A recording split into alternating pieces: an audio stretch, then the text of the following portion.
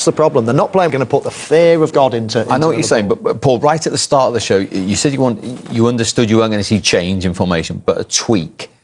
Is the Mainu and the Garte in there? Is that a positive tweak for you today, going to Anfield? I'm not sure it's a tweak. It's a change of...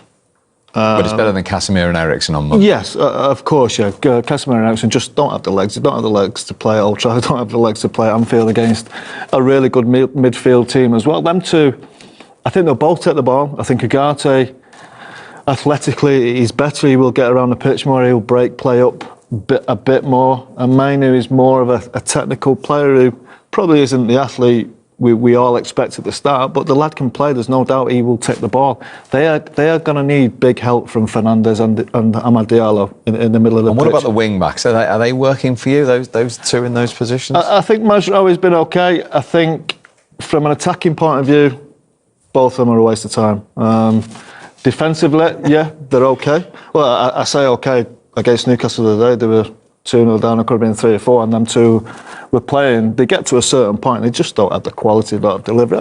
I feel a little bit for Dalot because he's obviously right-footed. He tends to get to a certain point, turn inside, and there's not really many options for him. I think it's a big role for Dalot today. I think we spoke earlier before the game about Liverpool's biggest influences. Trent Alexander-Arnold is their biggest influence. Almost man-mark him. Don't give him the time to do what he does. Yeah, you have to, because he's that influential on this Liverpool team. He's got to try and do something, try and get a job out of him, and I think that could be one. Just think about that. I wouldn't think about anything else. He's going to have to get back at times, I suppose, to help Martinez with Salah, because Salah, if he's one-on-one against Martinez, he's going to be in trouble. So down that side especially is a big concern for me. The other issue for Manchester United, you're talking about Højlund there, they haven't scored a goal in the last 3 league games and haven't really created anything. Exactly, and that would be my concern if I was, Ruben Amorim today. Is like, can we hang on in this game? Can we just maybe hold Liverpool to only scoring 1 or 2? That would be probably a right result. But then how are we going to affect them the other way? Go in the other way. Højlund, I've tried to defend him. I still feel so sorry for him. I'd love to be able to, say... I mean, the problem is he never gets a touch of the ball. He never gets chances. It's quite hard to judge him, actually. But the bits that I do see, I'm not convinced. Is that down to him or the service, do you think, Michael? Every time I watch him, I think, this lad, he doesn't even get chances. No. So is he making the right runs? The team is playing in, you mean? Yeah, exactly. Yeah. I'd say it's more to do with the service than him in terms of not getting chances. But even without chances, even without service... Got to do better. You still see elements of class in class players, don't you? And I don't see much of him. And I'm watching and wanting him to do well because I like his attitude and he's young and he might be able to improve. But at the moment, I can't see him threatening the likes of Konate and Virgil van Dijk in a game like this. OK, less than 10 minutes to kick off the latest instalment, the 216th instalment of this huge traditional rivalry.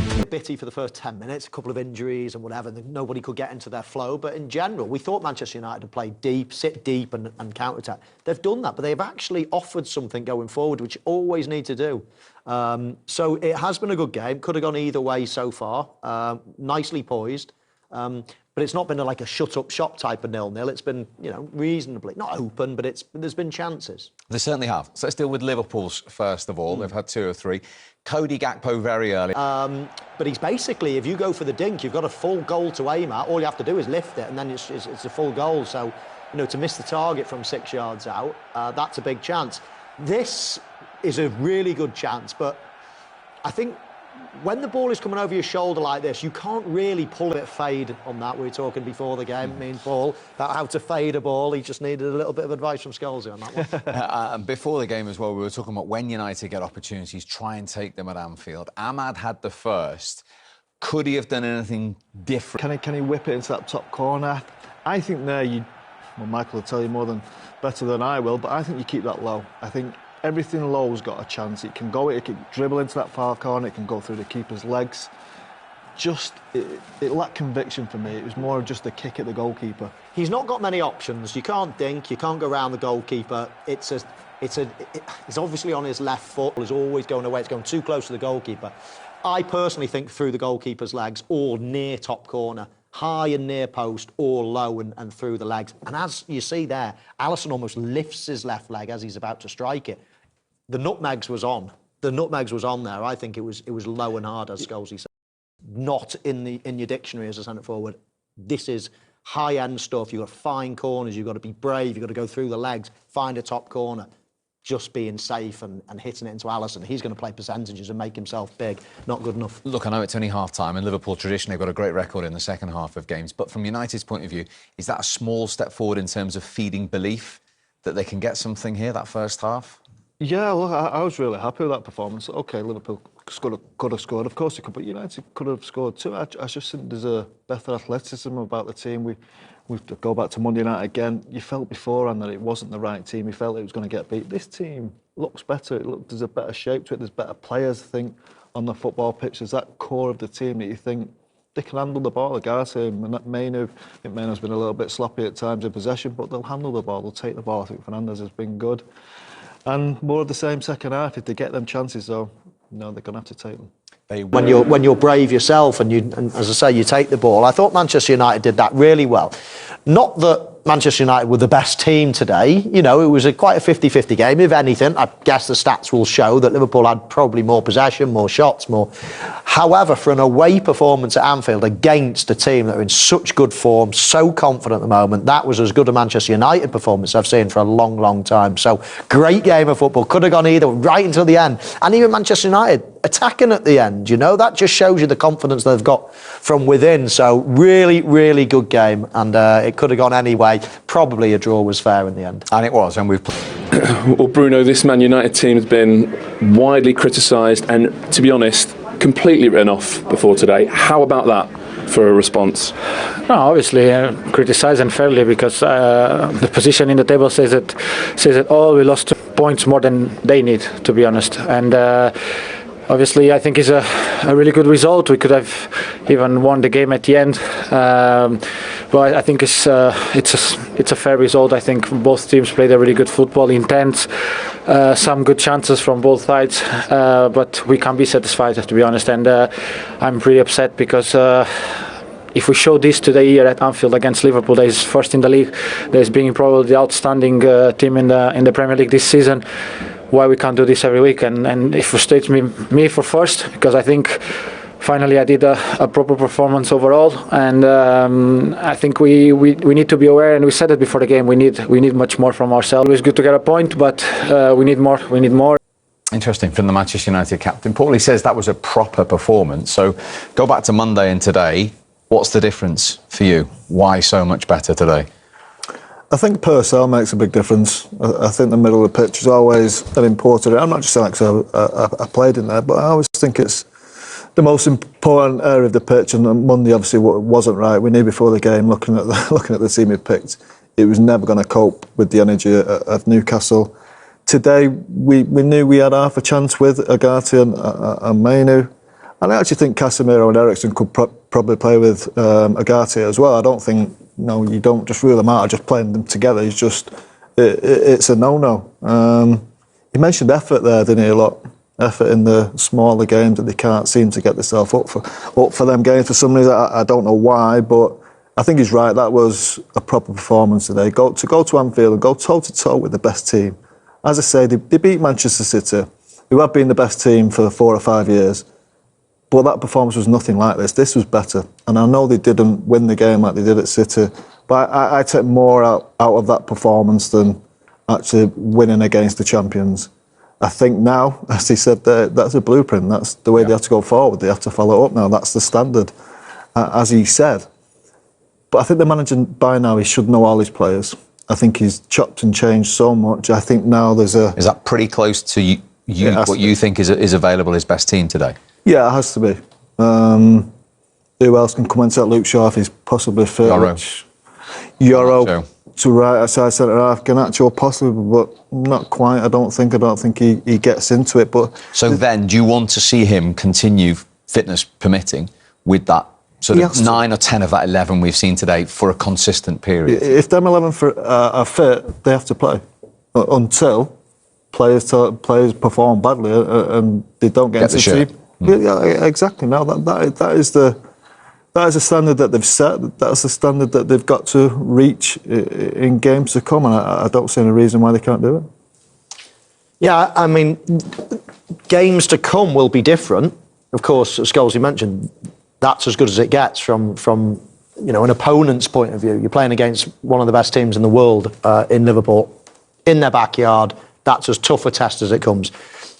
Bruno Fernandes mentioned Southampton. When you're playing these teams, exactly, you're going to have much more of the ball this time. It's a totally different game to what it is today. Today is getting up against it, being brave, taking the ball, taking the sting out of the game. But the effort levels is what Paul's talking about, isn't it? That we haven't always seen in those Bournemouths at home when they've been losing, Wolves, etc.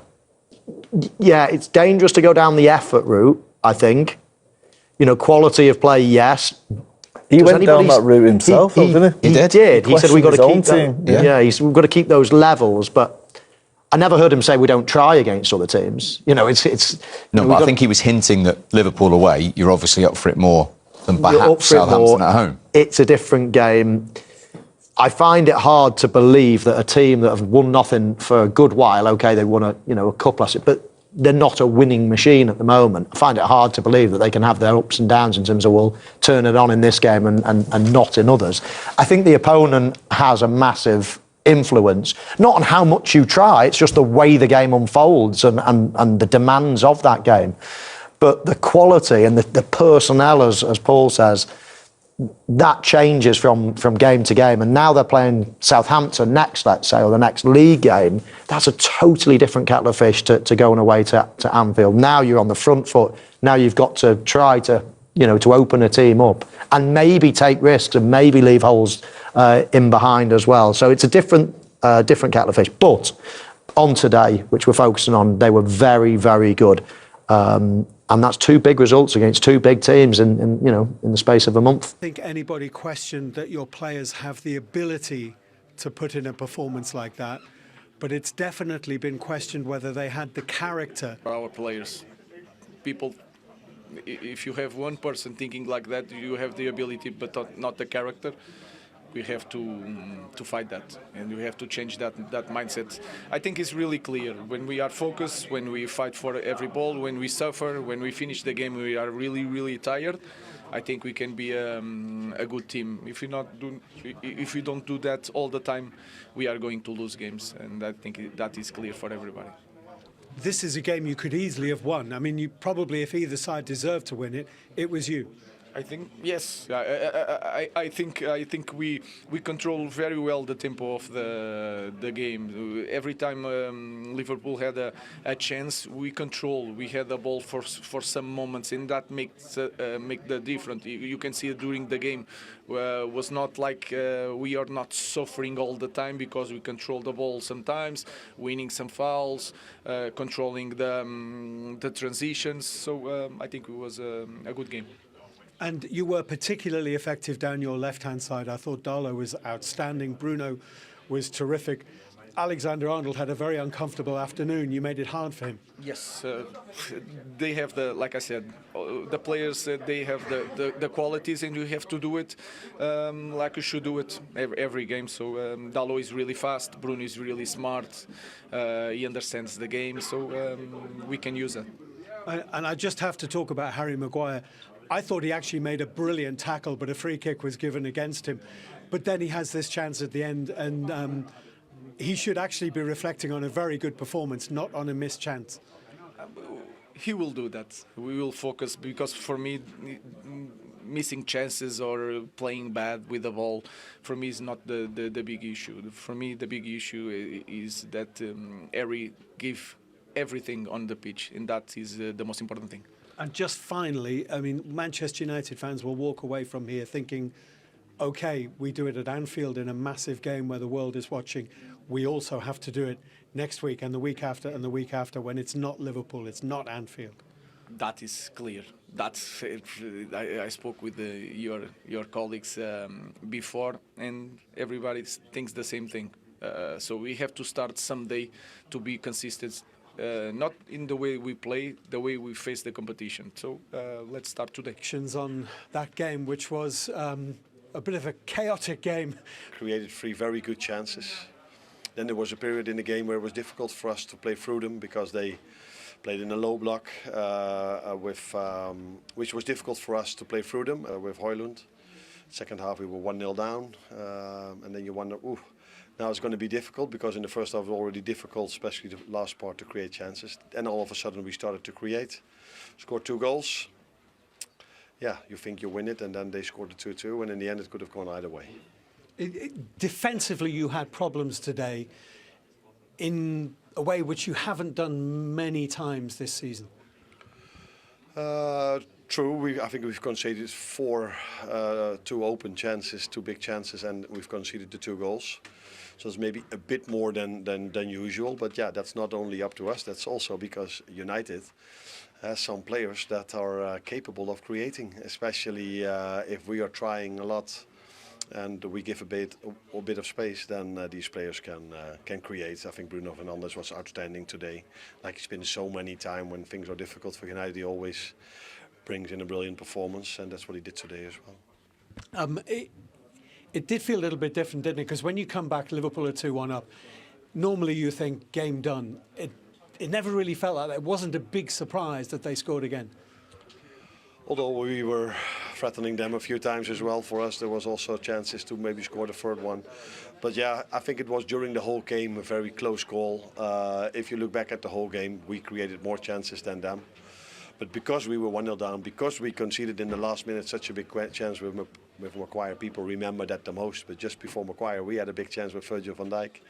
So maybe in the end, a draw was a fair result. You said this week Manchester United are better than 14th in the Premier League, and I think you were right. I mean, the way they played today, were you a bit worried that people, not within the club, but there was a feeling that this would be a big Liverpool win against their biggest rivals, and just a feeling of inevitability that you were a bit worried about? No, I think our players and I'm for sure know how many quality players United have, and it's always difficult if you play against a low block. We've seen that before, but if you play against a low block with so many quality players, it's even more difficult. I think they played with 2 attackers today, so for the rest they were midfielders or defensively minded players.